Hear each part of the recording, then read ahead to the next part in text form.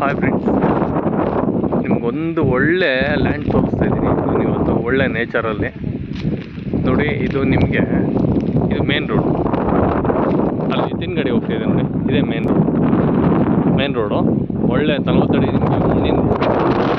Main ರೋಡಿಂದ ಇದು 2ನೇ ಜಮೀನು.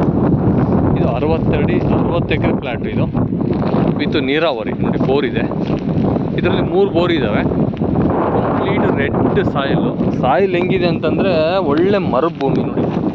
ಇದು ಅಗ್ರಿಕಲ್ಚರ್ ಲ್ಯಾಂಡ್ ಮಾಡಬೇಕು ಅಂದರೆ ಇಂಥ ಭೂಮಿ ಆಗಬೇಕು ನಮಗೆ. ರೆಡ್ಡು ಚಿಕ್ಕ ಚಿಕ್ಕ ಕಲ್ಲು ಮಿಶ್ರಿತ ಇರುತ್ತೆ, ಕೆಂಪು ಮಣ್ಣು, ಭಾಳ ಚೆನ್ನಾಗಿರುತ್ತೆ. ಇದು ಜನರ ಪ್ರಾಪರ್ಟಿ. 160 ಎಕರೆ ಇದೆ ಲ್ಯಾಂಡ್. ಮತ್ತು ಇದರಲ್ಲಿ ನಿಮಗೆ ಯಾವುದೇ ಥರ ರೋಡ್ ಲೈನ್ ಹೋಗಿಲ್ಲ ನೋಡಿ, ಯಾವುದೇ ಥರ ರೋಡ್ ಲೈನ್ ಹೋಗಿಲ್ಲ.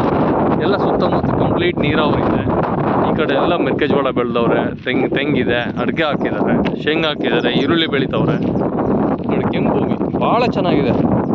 ಇಂಥ ಭೂಮಿನ ಆಯ್ಕೆ ಮಾಡಬೇಕು. ಯಾರಾದರೂ ಪ್ಲಾಂಟೇಶನ್ ಮಾಡಬೇಕು, ಒಂದು ಮಾವು, ತೆಂಗು, ಸಪೋಟು ಮತ್ತು ದಾಳಿಂಬೆ ಬೆಳೆಯೋದಕ್ಕೆ ನಂಬರ್ 1 ಪ್ಲಾಂಟೇಶನ್ ಇದು. ಕೆಂಪು ಭೂಮಿ, ಸರೌಂಡಿಂಗ್ 60 ಎಕರೆ ಬರುತ್ತೆ. ಇದು ಜನರಲ್ ಪ್ರಾಪರ್ಟಿ. 4 ಜನ ಅಣ್ಣ ತಗೊಂಡಿದ್ದಾರೆ ನೋಡಿ. ಈ ಥರ ಕೆಂಪು ಭೂಮಿ ಭಾಳ ಚೆನ್ನಾಗಿದೆ. ಇಂಥ ಭೂಮಿನ ಆಯ್ಕೆ ಮಾಡಿ.